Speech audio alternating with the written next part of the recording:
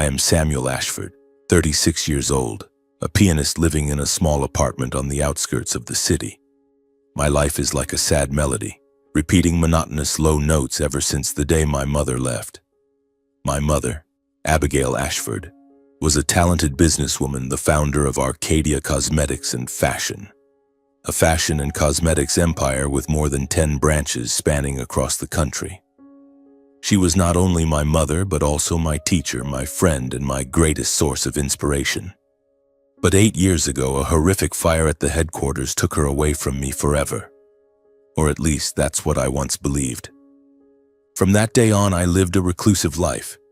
I avoided everyone, immersing myself in music as a way to forget the pain. My apartment was a dark space, with an old piano placed in the middle of the living room, faded photos of my mother and me hanging haphazardly on the walls, and unfinished sheet music scattered across the floor. I rarely visited my father, Mr. Jeremy Ashford, who inherited and took over the company after my mother's death. He remarried just a few months after the funeral, to a young woman named Claudia, and that made me feel betrayed. How could he forget my mother so quickly? How could he laugh and be happy while I was still struggling with the loss? I chose to live in isolation, performing piano at small concerts and returning home each evening to embrace loneliness like an old friend. That night, the rain was pouring heavily. The raindrops pounded against the glass window, like urgent drums in a chaotic symphony. I sat by the piano, my fingers gliding lightly over the keys, playing Debussy's Clair de Lune, my mother's favorite piece. The gentle sound spread through the damp space, but my heart felt heavy. It had been 8 years, yet the pain was still as fresh as an unhealed wound. I missed my mother terribly, remembering how she would sit beside me, listening to me play, then smile and say, "My son, music is the way for the heart to speak to the world." Now my world was left with only shadows. The clock struck 2 in the morning. I had just turned off the light, collapsed onto the bed, trying to fall asleep. The rain showed no sign of stopping, with thunder rumbling in the distance. Then the phone rang, cutting through the silence. I startled, reaching for the phone on the nightstand. The screen lit up, displaying an unknown number. No name, unfamiliar. Who would call at this hour? I hesitated for a second, then pressed the answer button. Maybe it was a wrong number or a late-night advertisement call. "Hello?" My voice was hoarse and tired. The other end was silent for a few seconds, with only faint, weak breathing. Then a woman's voice spoke, trembling as if trying to control her emotions. "Samuel, my son, it's me, your mother." My heart seemed to stop beating. I sat up abruptly, gripping the phone tightly. That voice, strangely familiar yet distant, like an echo from an old dream. What are you saying? Who are you?" "It's me, Samuel. It's Abigail. I've remembered everything. I'm alive." I felt the blood rushing to my head, my ears ringing. Anger surged like a wave. This must be a scam. 8 years ago, my mother died in a fire. I had seen her charred body with my own eyes, identified by the platinum necklace, the gift my father gave her for her birthday. The funeral was grand, with hundreds of people paying their respects, and I had cried until exhaustion beside her grave. Now someone dared to call in the middle of the night to fake this? "Who are you? How dare you? What kind of sick joke is this? I'll report you to the police." The woman's voice trembled more, but remained firm. "Samuel, calm down and listen to me. I know you're in shock, and so am I. But this isn't a joke. I am Abigail, your beloved mother. Do you remember when you were 6 years old, you hid in the closet because you were afraid of your father scolding you after breaking your grandmother's favorite vase? I found you, held you in my arms, and said, 'Don't be afraid. I'll protect you forever.' Then I bought you a piano-shaped lollipop to comfort you." I was stunned into silence. That memory flooded back like a torrent. Yes, only my mother and I knew about that. My father didn't even know because she had hidden it for me. How did this woman know? My heart pounded, cold sweat breaking out. How do you know? Who told you?" "And there's more." Her voice continued, weak but full of emotion. "When When you were 12, you wrote your first poem for me on Mother's Day. The poem had the line, "You are the most beautiful note in the symphony of my life." I felt the world around me spinning. Those details were too private, too real. No one but my mother could know. But my mother was dead. I had buried her, lived 8 years in the pain of loss. If this person was my mother, then whose body was in the coffin 8 years ago? And if not, how did she know so much about my past? I was confused, stunned, my mind reeling.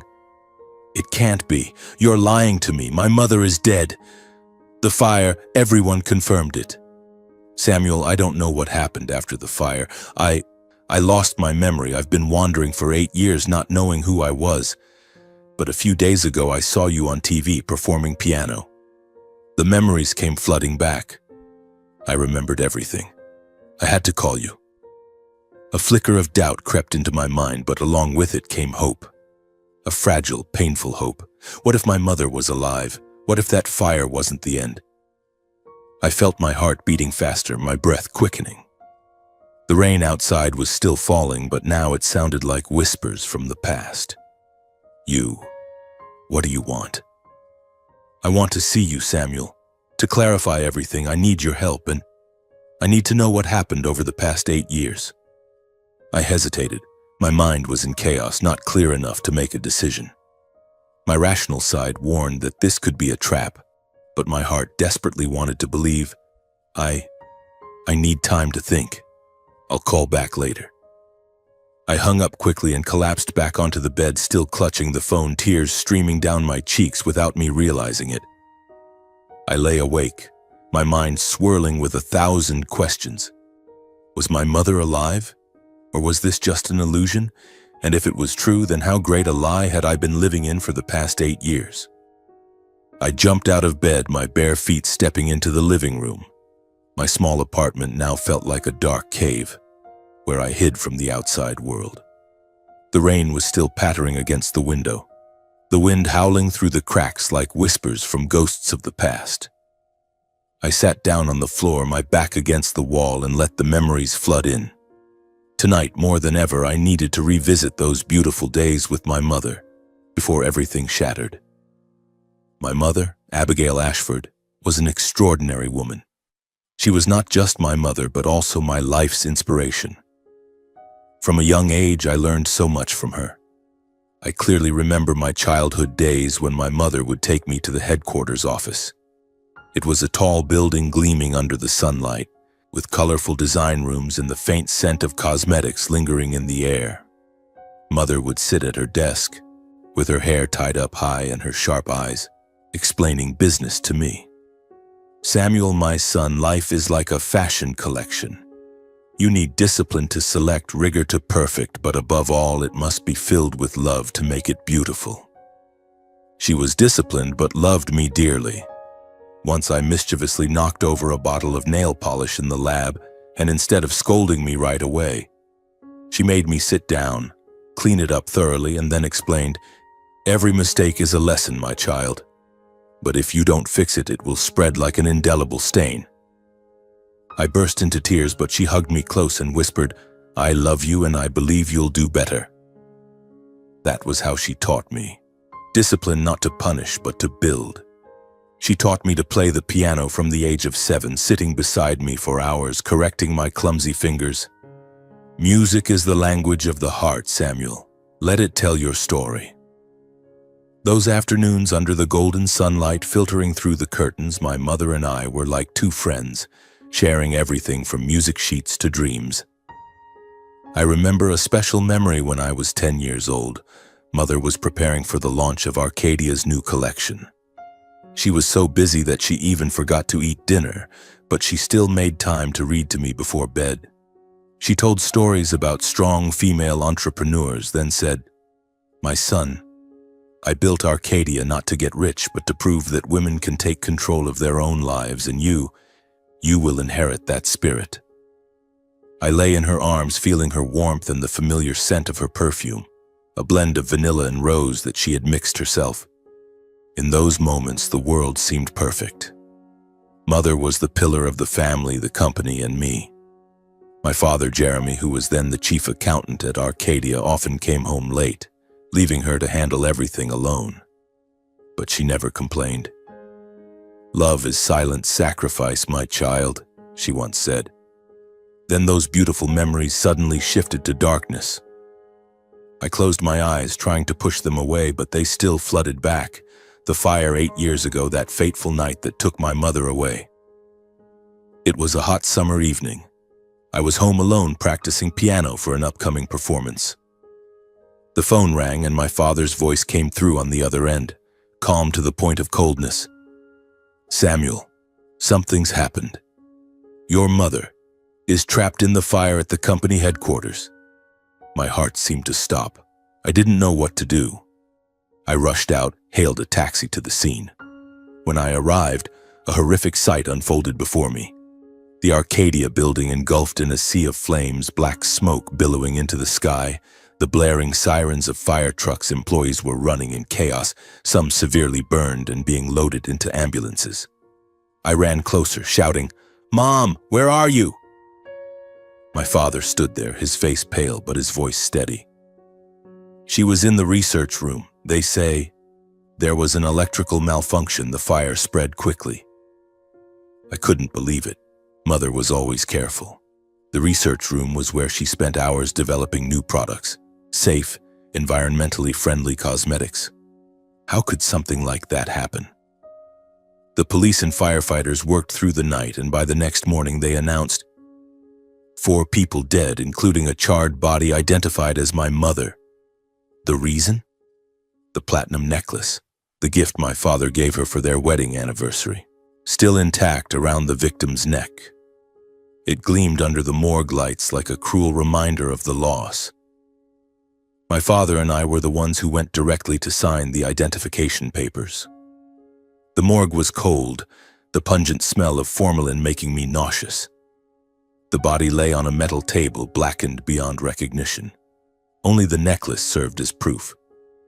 Father signed the documents quickly, his hand steady, then patted my shoulder. "We have to be strong, Samuel. Mom would want that."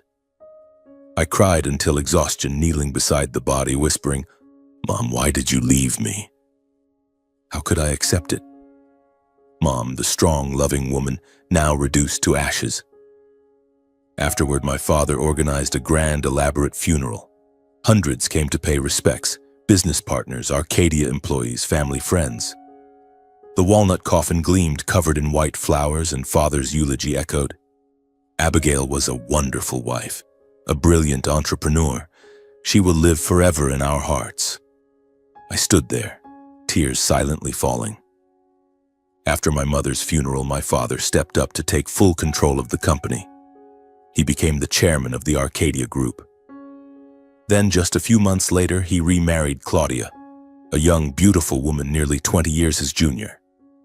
I remember the day I got the news through a brief call. "Samuel, I have good news. I'm getting remarried. Claudia is a good person. You'll like her." I was stunned. A few months?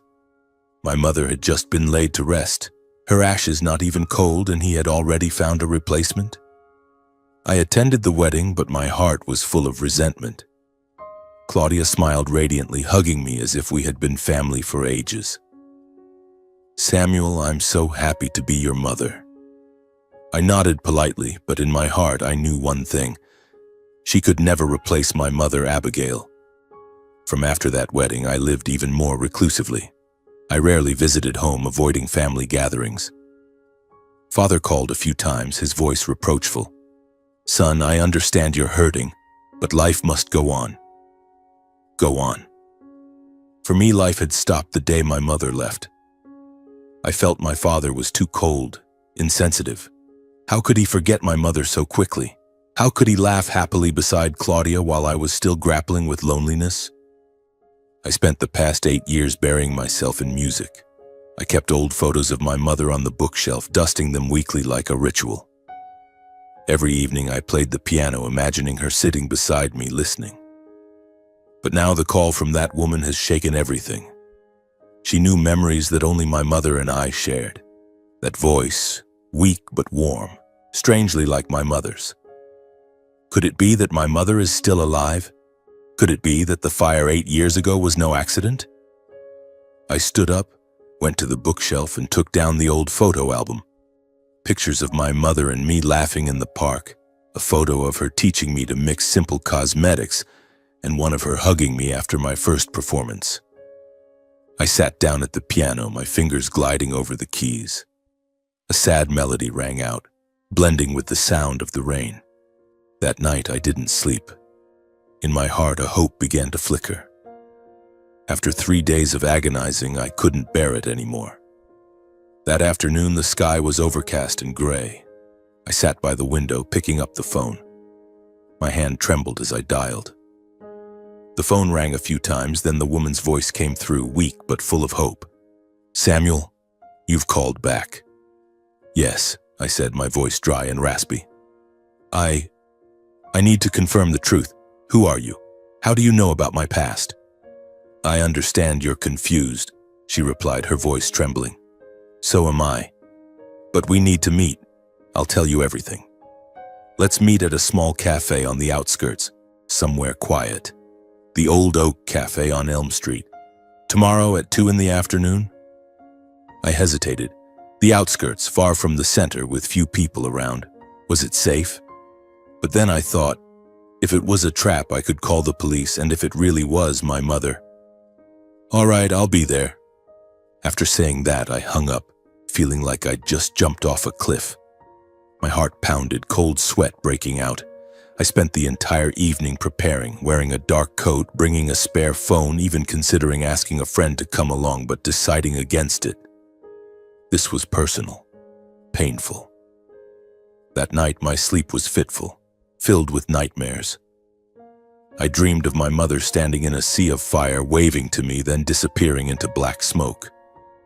The next morning, I woke up early, brewing strong black coffee to stay alert. Time dragged on, feeling thick and viscous. I glanced at the clock every minute, my heart a mix of excitement and unease. At 1 in the afternoon, I drove to the outskirts.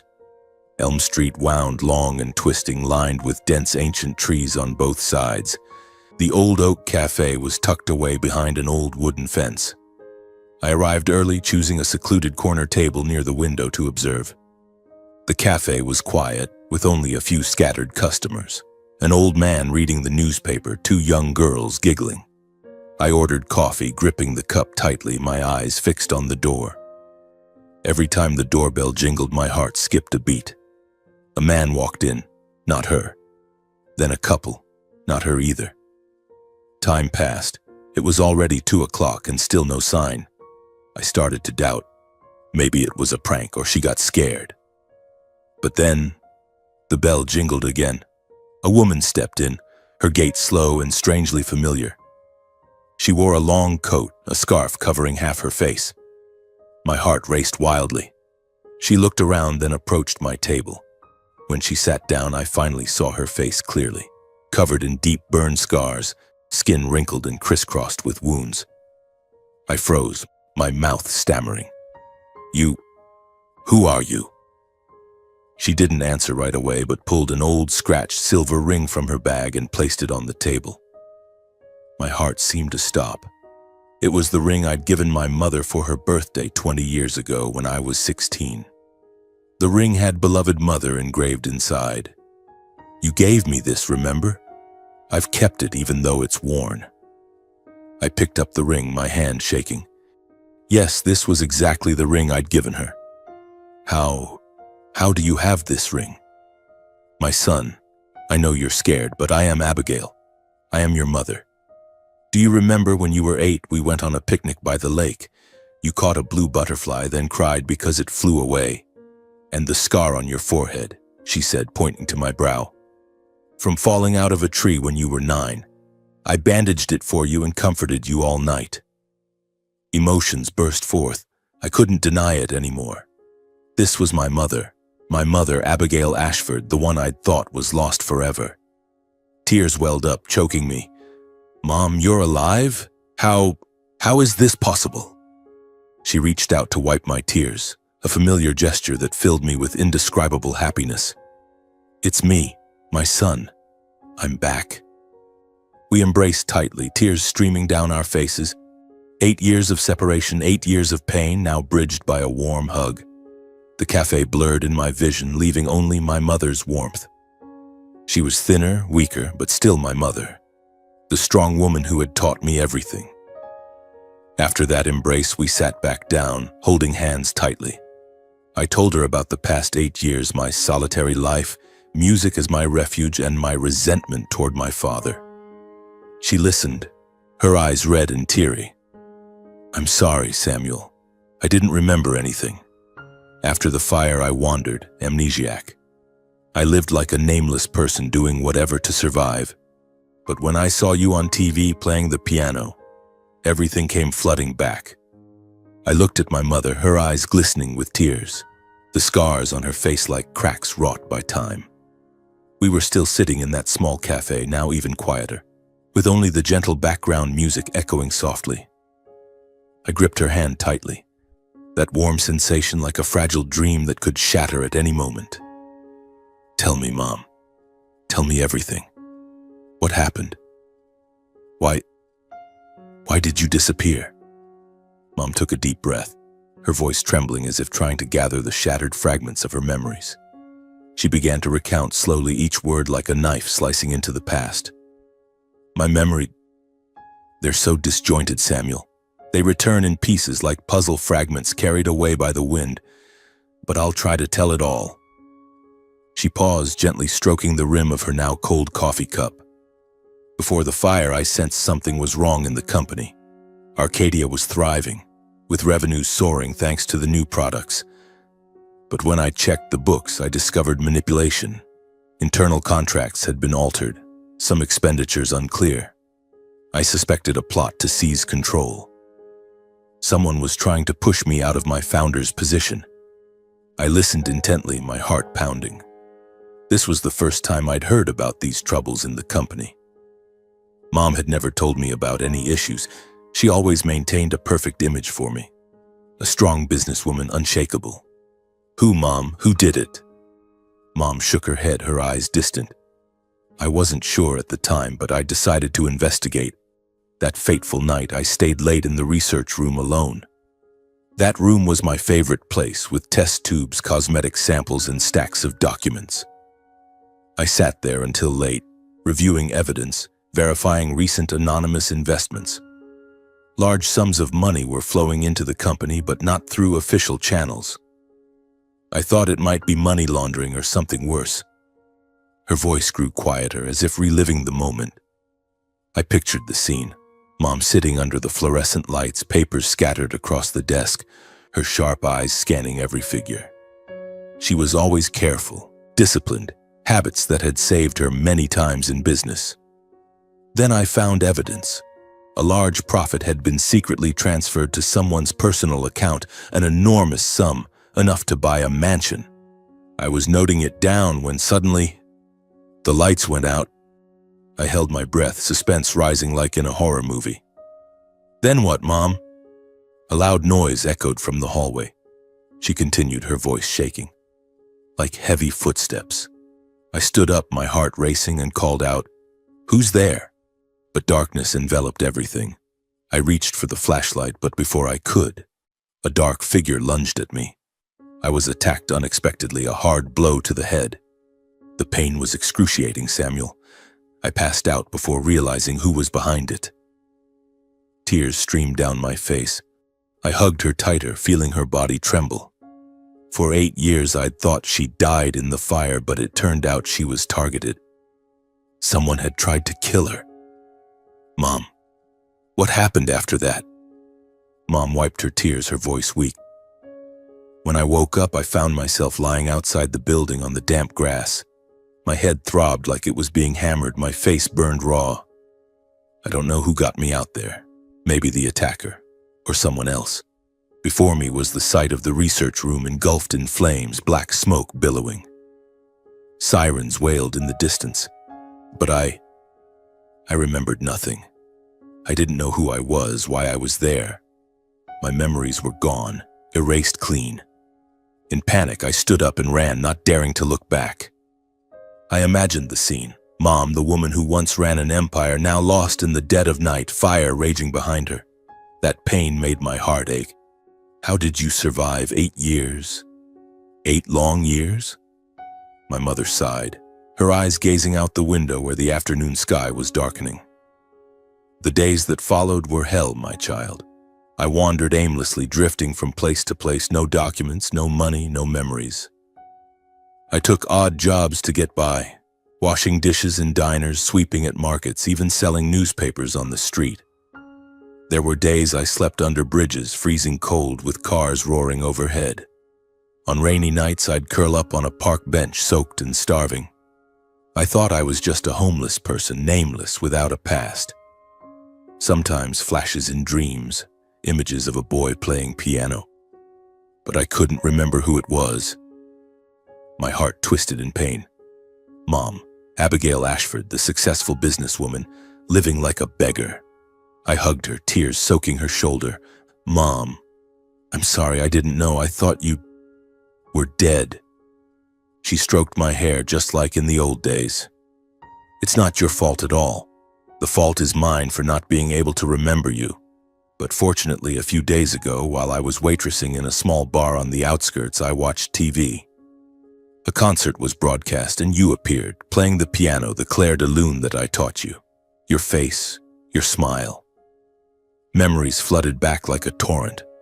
I remembered everything, our beautiful moments together. I remembered you crying when you gave me the silver ring, the afternoons I taught you to mix cosmetics, and then I remembered that fateful night 8 years ago. I recalled the name on the account that received the money back then. I froze, anticipation building. What name, Mom? She looked straight into my eyes, her voice grave. At the time, Jeremy, your father, was the chief accountant of the company. He transferred the money to an account under the name Claudia Dumit. I was stunned, as if slapped in the face. Claudia Dumit. That was Claudia, my father's current wife, my stepmother. My heart raced, my mind spinning.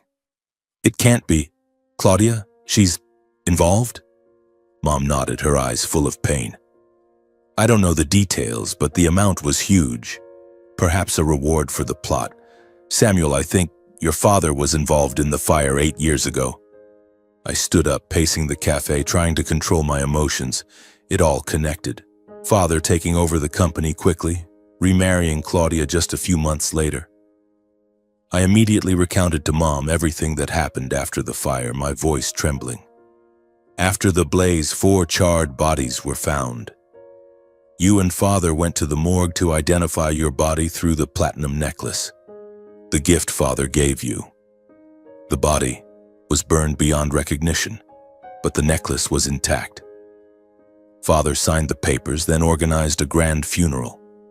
Hundreds came, white flowers covering everything. Afterward, he took control of the company as if nothing had happened. Mom listened, her face paling. And Claudia. Just a few months later, Father married her. Claudia Dumit, the very owner of the secret account that received the money years ago. I hate her, Mom. She's young, with a fake smile, always trying to get close. I avoid going home because of that. I continued, my voice filled with resentment. Over the past 8 years, Father has run the company poorly. Revenues and profits have steadily declined. I've heard rumors from old employees that he's planning to sell the company, then retire with Claudia. They live luxuriously, traveling everywhere, while I've been living in solitude. Mom hugged me, tears falling again. Samuel, we must find the truth, but be careful. If your father knows I'm alive, it could be dangerous. I nodded in agreement. Mother and I decided we wouldn't tell anyone about this. We left the cafe, walking silently in the light drizzle. In my heart, everything felt shattered. The truth from 8 years ago, which I'd thought was closed, now resurfaced, colder and darker than ever. I tried to find words to reassure Mom, but my throat was choked with bitterness. One question echoed endlessly in my mind. The man I'd once respected, called Father throughout my childhood, could he really be the betrayer? I drove slowly through the suburban streets, gripping the steering wheel tightly, my mind still reeling from what my mother had just told me. Claudia, that name now felt like a knife slicing into my heart. How could my father? He had hugged me at the funeral, wiped my tears, then turned around and married the very person involved in the plot to harm my mother? My mother sat in the passenger seat, silently looking out the window, her scarred face reflecting under the flickering streetlights. She was tired, but her eyes still radiated strength, the strength of the woman who had built the Arcadia empire from scratch. When we arrived at the apartment, I opened the door and helped my mother step inside, the small, cozy, quiet space where I had lived like a hermit for the past 8 years. The living room with the old piano in the middle, the bookshelf filled with sheet music, and the small kitchen with the faint scent of coffee. My mother paused at the threshold, her eyes scanning the old photos on the shelf, photos of her and me laughing in the park, her hugging me after my first performance, family photos from the old days when my father still smiled happily beside her. She reached out to touch one photo, her voice trembling. You've kept them. I thought everything was lost. I hugged her from behind, tears streaming down again. I couldn't throw them away, Mom. These photos are all I had. They helped me get through the days.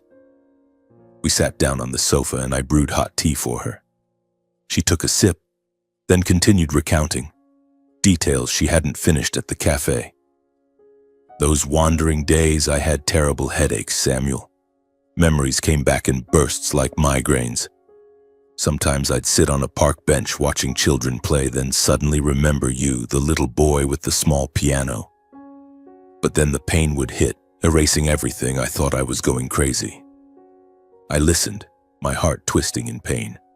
She told me about the odd jobs, washing dishes in diners until her hands blistered, sweeping leaves in the park under the rain, even begging from strangers.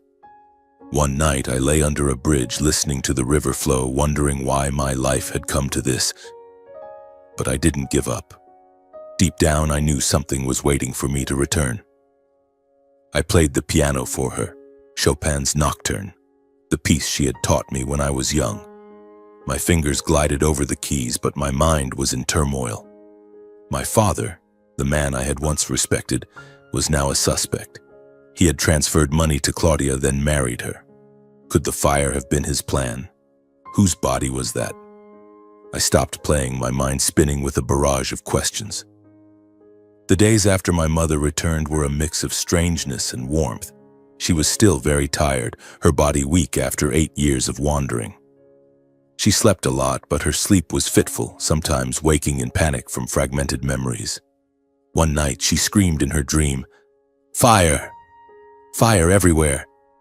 I rushed into the room, hugged her, and whispered, "Mom, it's me. You're safe now." She hugged me tightly, tears soaking my shirt, then gradually calmed down. My presence was like medicine, helping her regain her spirits little by little. We had breakfast together, toasted bread and coffee, and she taught me again how to make simple cosmetics from kitchen ingredients, just like before. My son Arcadia started from small things like this, she smiled weakly. I didn't dare tell anyone that my mother was alive. Not the police, not friends, not even old Arcadia employees. I knew if Jeremy and Claudia found out, they would try to make everything disappear again. My father, now I called him Jeremy in my mind, was powerful, with the company and connections. He could arrange things, just like he did with the fire. Every time I thought about it, my heart raced, a mix of excitement and fear. We lived discreetly. My mother stayed indoors and I went out for shopping.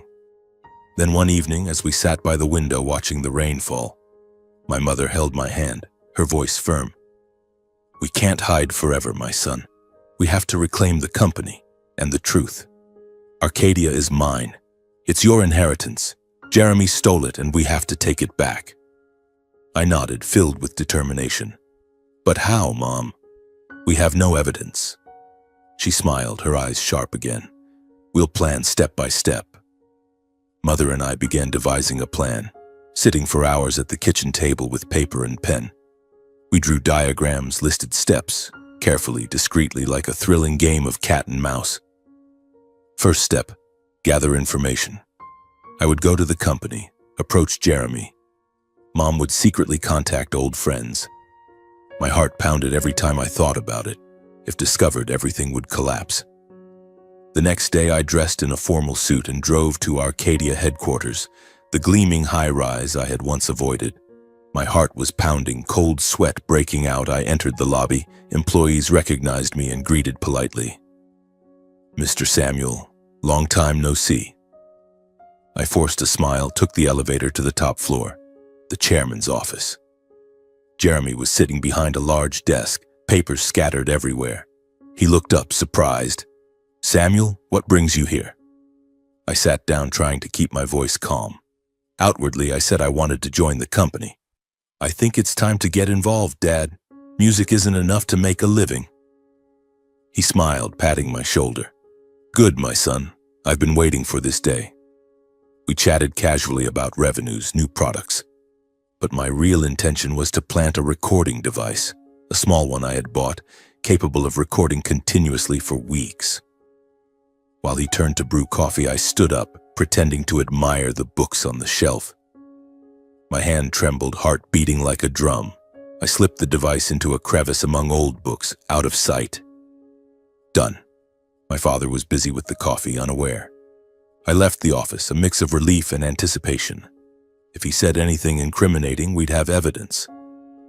Meanwhile, back home, my mother secretly reached out to old contacts. She called from an anonymous number, contacting a veteran accountant from the company. Very loyal to her.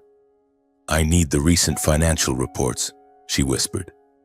The person was surprised but agreed to send them via a hidden email. When I got home, my mother was sitting in front of my old computer, eyes glued to the screen. "My son, I have it. The financial reports for the past 8 years." We reviewed them, hearts racing. Revenues had declined, as I'd heard. But then my mother pointed to a line, a large sum, hundreds of thousands of dollars, transferred to an individual named Victor Hammer, just days after the fire. She paled. Victor Hammer. I believe he was the arsonist. Perhaps he was the one who knocked me out, then set the room on fire. This money was his reward. I was stunned, suspense surging. Every evening after my mother went to bed, I sat alone at the computer, reviewing the financial reports she had obtained. Those cold numbers now felt like vivid clues leading us deeper into the darkness. The name Victor Hammer leaped off the page like a ghost from the past. The next morning, while my mother brewed coffee, I began my search. I opened the computer, typing Victor Hammer's name into public search engines. Criminal records, residency registrations, anything possible. My mother sat beside me, her eyes glued to the screen, her hand gripping the coffee cup tightly. The results appeared gradually, and we were stunned into silence. Victor Hammer was a criminal with a prior record. He had served 5 years in prison in Nevada for manslaughter in a staged accident. His file showed he was a specialist in dirty work, causing car accidents, arson on property, even disguised assassinations. Not your average criminal, but a dirty hands operator, someone hired for jobs that left no traces. I read aloud to her. Victor Hammer, born in 1965, convicted in 2010 for causing a fatal accident in Las Vegas. Released in 2015, no stable employment, last known address is a motel on the outskirts of the city. My mother paled, her hand trembling. He had no official connection to Arcadia, no contract, no salary, just a hired hand to harm me. We looked at each other, the air in the room heavy. This was no longer suspicion, this was evidence, but to be sure, we needed to meet him. My mother nodded. "We have to go there, my son. We need a confession from his own mouth." I hesitated, filled with unease. "It's dangerous, Mom, if he's a killer." But she cut me off, her eyes sharp. "I've survived 8 years, my son. We can't stop now." We traced the address from his parole records, a rundown motel complex on the outskirts, 2 hours' drive from the center. I prepared carefully, bringing a recording phone, a printed bank statement, and a photo of Jeremy from the old album. My heart pounded at the thought. If he recognized my mother, what would happen? That afternoon we set off. The sky was overcast and gray, a chill wind blowing through the car window. My mother sat beside me, silent, but I saw her clenching her hands. I tried to stay calm, recounting old stories to dispel the tension. But as we got closer, the anticipation surged. The outskirts came into view. Muddy streets, dilapidated houses, flickering streetlights. The motel was a squat building, walls stained and peeling, a musty smell hitting us as we parked. We stepped out, the cold wind cutting like knives. I looked around. A few rusty cars, a dog barking idly in the distance. My heart beat like a drum, cold sweat breaking out despite the chill. My mother held my hand. Together, my son. We climbed the rusty stairs, searching for room number 12, Victor's address. Each step felt heavy, the wood creaking, echoing through. I took a deep breath and knocked. The knock resounded in the dim hallway like a call from hell. The door cracked open, revealing a gaunt face. Victor Hammer, tall, gaunt, bloodshot eyes, unkempt beard. He wore a worn-out t-shirt reeking of cigarettes and alcohol. His rough demeanor still carried the marks of a repeat offender. Tattoos covering his arms, a scrutinizing gaze. "What?" he growled, his voice hoarse. I swallowed, trying to keep my voice steady. "Mr. Victor Hammer, we need to talk." He looked us over, his eyes narrowing when he saw my mother, but perhaps the scars disguised her. He didn't recognize her immediately. "Who? I don't know you." He started to close the door, but I blocked it. "I want to talk about the fire 8 years ago at Arcadia. I suggest you let us in. Otherwise, you'll pay dearly." He froze, a flash of fear in his eyes. "Come in," he muttered, opening the door wide. The room was pitch dark, cluttered. A rumpled bed, empty beer bottles everywhere, walls stained with smoke. We entered, the stifling air making it hard to breathe. My mother sat on an old chair. I stood beside her, hand ready to start recording. My mother got straight to the point, her voice cold. "Mr. Victor, we have your bank statements. A large sum from Arcadia right around the time of the fire 8 years ago." She pulled the printout from her bag and pushed it toward him. Victor snorted, smirking defiantly. "What are you talking about? I don't know who you are. Statements? Scam?" He grabbed the paper, his eyes scanning it, but I saw his hand tremble slightly. I calmly turned on my phone, showing him the transaction photo. "We have the full transaction printout. We can send it to the police right now. When they reopen that murder case, your name will be first." 5 years in Nevada wasn't enough? Victor flinched, his face paling. He pulled a cigarette from the pack, but his hand shook so much he dropped the lighter twice. He lit it, took a deep drag, then slumped onto the bed. After a few heavy seconds of silence, he began speaking, his voice low. All right, I was hired. 8 years ago, a man contacted me through a middleman. He paid me to handle a woman at Arcadia, knock her out, then set the fire. I did it, then got the money, $100,000 wired from Arcadia Group. My mother stiffened, her eyes widening. I clenched my fists, trying to suppress the rage. Tell us the details, I said, my voice calm but my heart boiling. He continued, stammering. Before that night, the man gave me a floor plan of the lab, a photo of the target. A middle-aged woman with her hair tied up high. He wanted me to knock her out and set the fire, make it look like an electrical fault. I sneaked into the building through the back door, confirmed the target, turned off the lights, and hit her from behind. Then I torched the room. Job done, money in the account. I didn't ask his name, just did the work. My heart pounded, suspense choking me. My mother pulled out Jeremy's photo from her bag, an old one from the family album. She pushed it toward him. Was this the man? Look carefully. Victor took the photo, stared for a moment, his eyes narrowing. Then he nodded, his voice firm. Yeah, that's him. I remember because of the lump on his ear. On the right, like a big mole. He wore a suit, deep voice, paid handsomely. My mother froze, speechless. She looked at me, her eyes full of pain. It was Jeremy, my father, her husband. The lump on his ear, I knew it well. I teased him about it since childhood. I looked at my mother, my eyes a mix of pain and hatred. How could this be? My father, the one who taught me to ride a bike, who held me as I cried when Grandma died, was the mastermind? Tears streamed down my face, not from sadness, but from anger. We stood up and left that dark room.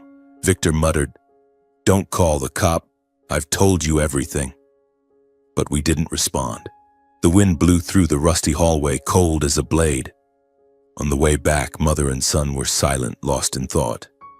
The car sped along the highway, streetlights flashing by like hazy streaks. Unbelievably, the father, the husband, was the mastermind behind it all. My mother held my hand. "Samuel, I can't believe it." I squeezed her hand tightly. "Neither can I. But we have evidence. We have to keep going." That night, upon returning to the apartment, we didn't sleep. I sat at the kitchen table, holding a cup of cold coffee, my mind spinning with images of Victor, his gaunt face, his hoarse voice admitting the crime. And Jeremy, my father, the man with the lump on his ear who used to teach me chess on rainy evenings. How could he? I looked at my mother. She was sitting on the sofa, her eyes red and swollen, stroking the old silver ring. "Mom, what do we do now?" I asked, my voice thick and hoarse. She looked up, her eyes resolute despite the pain. "We have to confront him, Samuel. You've planted the recording device in his office. That's our weapon. Tomorrow morning, go there and force him to confess. I'll wait outside, ready to step in if needed." The plan sounded simple, but my heart pounded. Facing my father, the man I once loved, now an enemy. I nodded, but my heart was filled with unease. What if he denied it? What if he got angry? The night dragged on endlessly. I lay awake, memories of my father flooding back. Those afternoons he took me fishing, laughing heartily when I caught my first fish. Now, was it all just a mask? The next morning I woke up early, dressing in a black suit, attire I rarely wore, like a layer of armor for protection. My mother hugged me at the door. "Be careful, my son. Remember, we're doing this for the truth." I drove to Arcadia headquarters, the towering building that was once my mother's pride, now like a fortress of betrayal. The grand lobby buzzed with employees, but I felt more alone than ever. The elevator took me to the top floor, my heart beating like a drum. Jeremy's office was spacious, with a gleaming desk and paintings on the walls, all so artificial. I knocked and entered without waiting for an invitation. Jeremy was sitting behind the desk, reviewing documents. He looked up, surprised. "Samuel? So early? Are you here to discuss the job position?" I sat down in the chair opposite him, gripping my hands tightly. The recording device, the small one I'd hidden on the bookshelf, was active, capturing everything. I took a deep breath, my voice calm but determined. "No, Dad. I'm here to ask about the fire 8 years ago. The fire that took my mother away." Jeremy froze, his face paling slightly, but he quickly forced a smile. "Samuel, why bring up old stories out of nowhere? It was an accident, you know that. Electrical fault, the police concluded it." He avoided my gaze, reaching for his coffee cup, a habit when stressed. I didn't let him escape. "An accident? Are you sure? I found out someone was hired to set the fire. What do you know about Victor Hammer?" I watched his every move, his hand trembling slightly, his eyes darting. Jeremy tried to deny it, his voice rising. "Who's Victor? What are you talking about? I don't know." "You must be imagining things, Samuel. Music has blinded you. Let go of the past. Let's talk about the future." He stood up, pretending to look at files on the desk, evading the question. But I saw sweat beading on his forehead. I pulled the transaction statement from my bag, a printout from the financial reports. I pushed it toward him. "Look at this, Dad. A large sum from Arcadia transferred to Victor Hammer right after the fire. He's a convicted criminal specializing in staged accidents. How do you explain that?" My heart raced, suspense surging. This was the pivotal moment. Jeremy picked up the paper, his eyes scanning it, his face turning even paler. He slumped back into his chair, his voice evasive. This is a mistake. Maybe the accountant messed up, or Claudia handled it.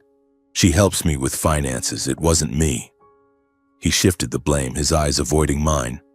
That lie only deepened my suspicion. Claudia, the woman he married in haste, the owner of the account that received the secret funds. I pressed harder, my voice rising. "Claudia? You think I'll believe that? Victor has confessed everything." He described the man who hired him, provided the lab floor plan, Mom's photo, and he recognized you by the lump on your ear. You hired him to knock Mom out, then burn the room to cover up the fraud.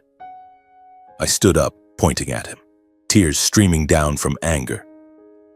Jeremy lost his composure, his face flushing red. He slammed the desk. What do you know? Abigail was in the way. She discovered my books. Before the scandal broke, I had to eliminate her." The confession slipped out, echoing in the room. I was stunned. He had admitted it. The recording device had captured it all, every word clear. I stood up, walked to the bookshelf, and retrieved the small device. It was still running, the red light blinking. Jeremy realized, his eyes widening in horror. "Samuel, you recorded this?" I nodded, my voice cold. "Yes, I've achieved my purpose." I turned and left. No need for further argument. My heart ached coldly. This was my father, but he had betrayed us. Jeremy panicked, rushing after me and grabbing my arm. "Samuel, don't! I was wrong. Don't call the police. I'll make up for everything. Money, the company, anything.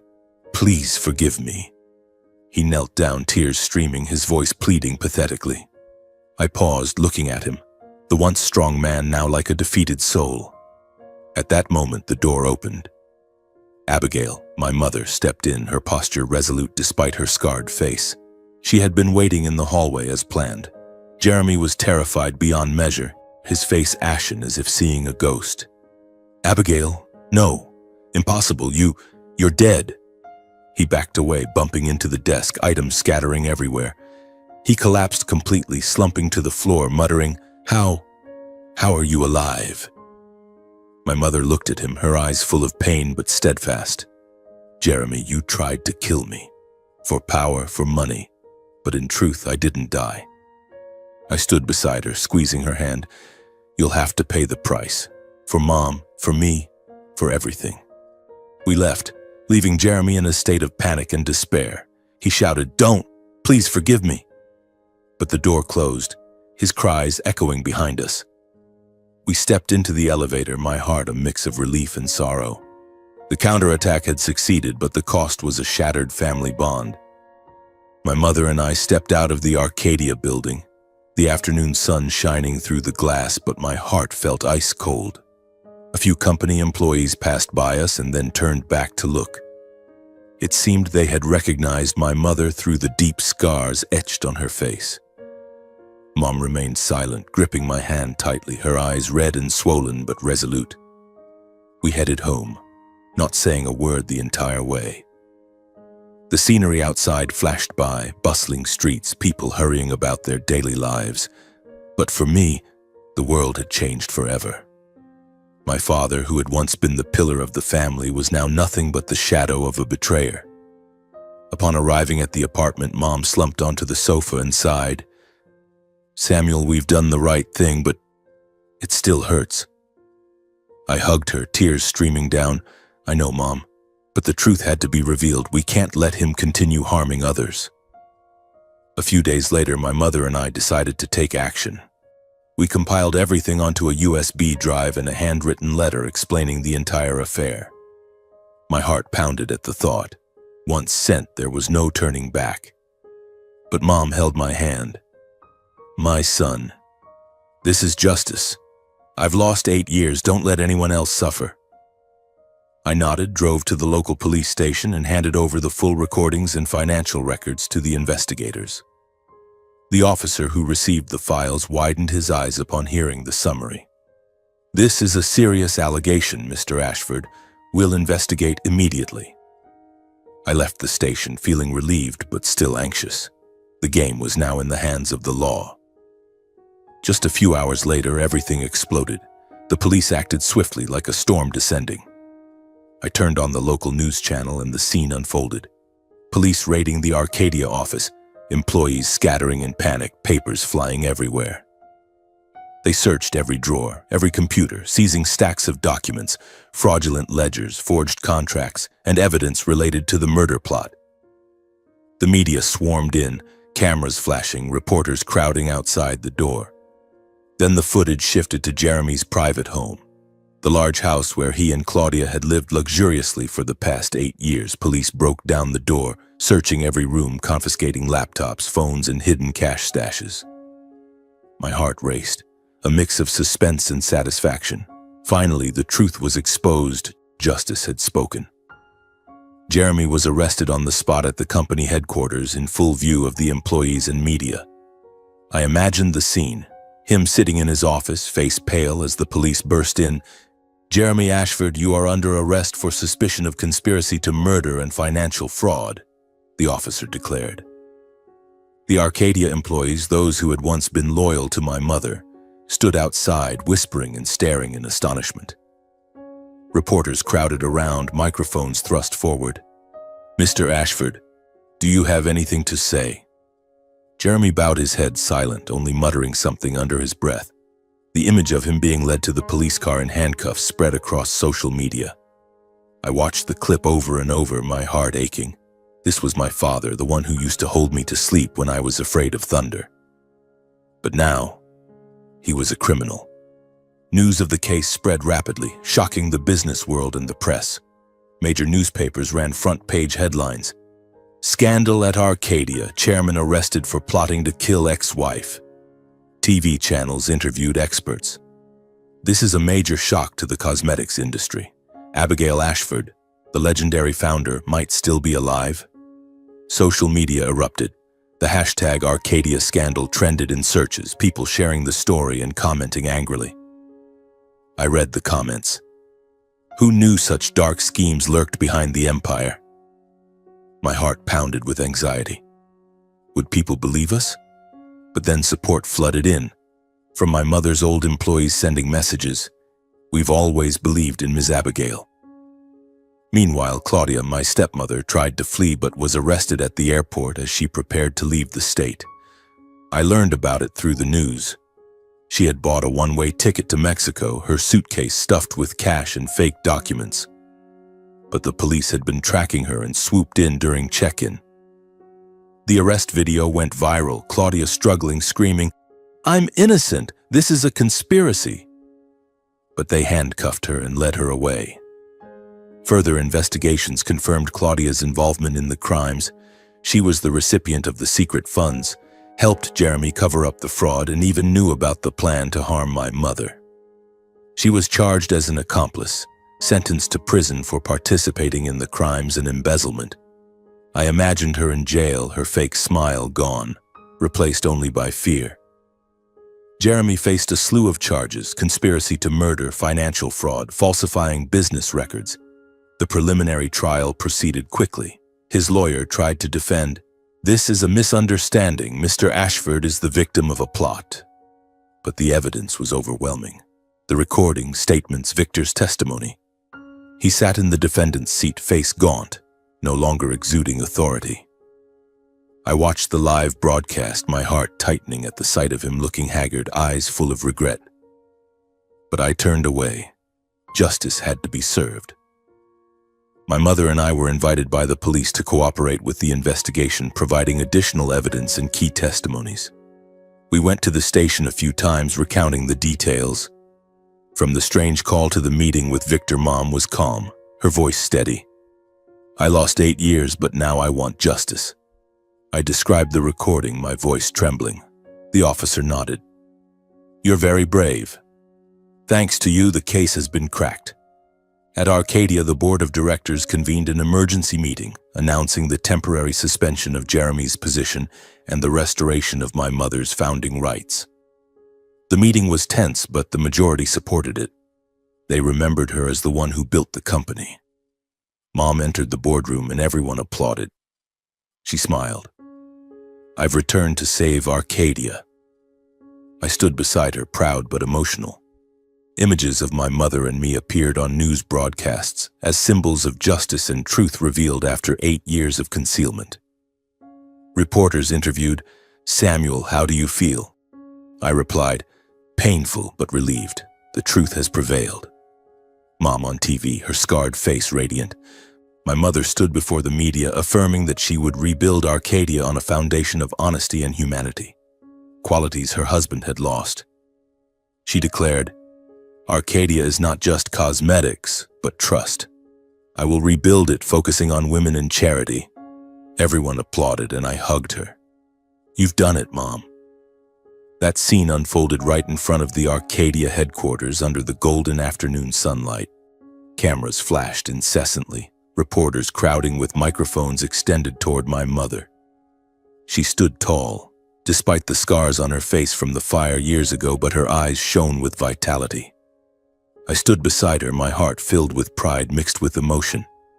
8 years of suffering, 8 years of loss, now ending in this moment. Justice served, and my mother, Abigail Ashford, returning to her rightful place. But behind her smile, I knew there was still pain. The pain from the betrayal of the husband she once loved. After the trial concluded, Jeremy and Claudia were officially sentenced. It was a day of pouring rain, as if the heavens were weeping for their downfall. I sat in the front row of the courtroom, gripping my mother's hand tightly. The judge read the verdict, his voice echoing. Jeremy Ashford sentenced to 25 years in prison for conspiracy to murder, financial fraud, and falsifying records. Claudia Dumit, as an accomplice, sentenced to 15 years in prison for participating in embezzlement and concealing crimes. All their sins were laid bare before the law. From the money transferred to Victor Hammer, to the confession in the recording, and the evidence of bookkeeping fraud that my mother had once discovered, Jeremy sat there, head bowed low, no longer exuding the authority of Arcadia's chairman.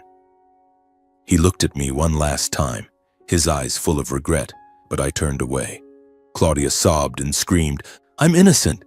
This is a conspiracy!" But no one believed her. The trial ended and they were led away, the clinking of handcuffs echoing like the toll of a bell closing a dark chapter. I clearly remember the feeling at that moment, relief, but also pain. My father, who had once taught me about family responsibility, now had to pay for his greed. My mother hugged me in the courthouse hallway, whispering, "My son, justice has come, but I'm not rejoicing. It's just an end." We left the court, rain pattering on the umbrella, as if washing away the grime of the past. The press swarmed us, but we declined interviews. At that time, I just wanted to go home, hug my mother, and forget everything. My mother was restored full ownership and management rights to Arcadia Cosmetics and Fashion by the court and the board of directors. It was an emergency meeting right after Jeremy's arrest. I accompanied my mother to the headquarters, the place she had built from its difficult early days. Employees welcomed her with rounds of applause, many with teary eyes. "Ms. Abigail, we've been waiting for you to return." An old employee hugged her, crying. The board of directors, after reviewing the evidence, unanimously agreed. The founding rights belong to Ms. Abigail Ashford. We trust she will bring Arcadia back to its peak. My mother signed the documents, her hand slightly trembling but her voice steady. "Thank you, everyone. I won't let Arcadia collapse." I stood beside her, my heart warm. This was her legacy, and now she had reclaimed it. But my mother announced a temporary withdrawal from the business world to restructure the enterprise, restore the brand's honor and her own. She told me, "Samuel, I need time. Arcadia has been tarnished because of Jeremy. I'll rebuild it, but not in haste." She spent weeks in her old office reviewing the books, firing employees involved in the fraud, and planning anew. I helped her, sitting at the desk, brewing coffee like in the old days. "Mom, I'm proud of you," I said. She smiled. "My son, this is for us, for what we've lost." I continued my music career, but this time I performed not just for art, but also out of gratitude to my mother and for what we had overcome before. I played the piano to forget the pain, to escape. Now each performance was a tribute. I composed new pieces inspired by our journey, like Ashes and Hope, with somber low notes leading to a brilliant climax. At the first concert after the incident, I stood on stage, the lights shining down, and said, "This piece is dedicated to my mother, the strongest woman I know." The audience applauded, and I saw my mother in the front row, her eyes sparkling. Playing now held deeper meaning. It was how I healed and shared lessons about justice. 3 days later, my mother and I moved to a small house by the lake, a simple, peaceful life after years of loss. The wooden house was rustic, with a balcony overlooking the shimmering lake, 2 hours' drive from the city. We decided on this after the trial. We needed a place to forget the noise. Every day I taught my mother to play the piano. In the evening, she sat listening to me practice pieces written just for her. In the early mornings, the first sunlight streamed through the window. I sat at the piano with my mother beside me, her hands still clumsy on the keys. "Mom," gently, I smiled, lightly adjusting her fingers. She laughed too. "I'm old now, my son, but I love learning from you." Those sessions were filled with laughter, dispelling any lingering shadows.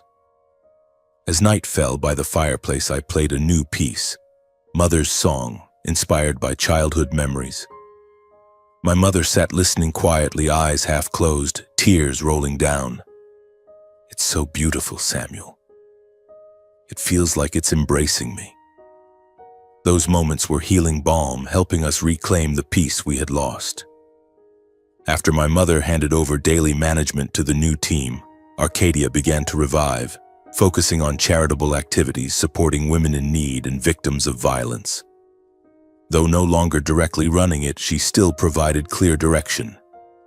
"We're not just selling cosmetics, but helping women gain confidence." She established a fund to support victims of domestic violence, donated cosmetics to impoverished women, and partnered with charitable organizations. Revenues gradually increased, and the press praised Arcadia from scandal to symbol of humanity. I felt proud seeing my mother in the news, but she only smiled humbly.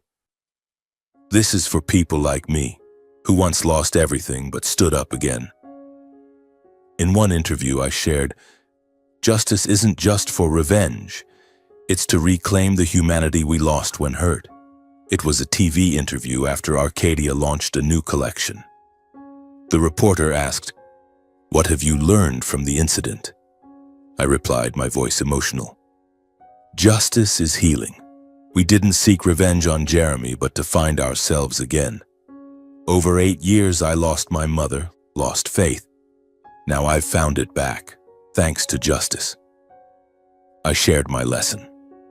The truth may be buried in ashes, but it never dies. And if there's one thing most trustworthy in life, it's a mother's love. I spoke about my mother, how she returned from death, teaching me resilience. The audience applauded, and I could feel my mother smiling as she watched on TV at home. One afternoon, my mother and I stood on the balcony watching the sunset, the warm light reflecting on her face. I saw signs of rebirth, of justice and kindness still existing in the world. The sun dipped into the lake, dyeing the water red. My mother leaned on my shoulder. "My son, life is beautiful." I hugged her. "Because I have you." A gentle breeze blew, carrying new hope.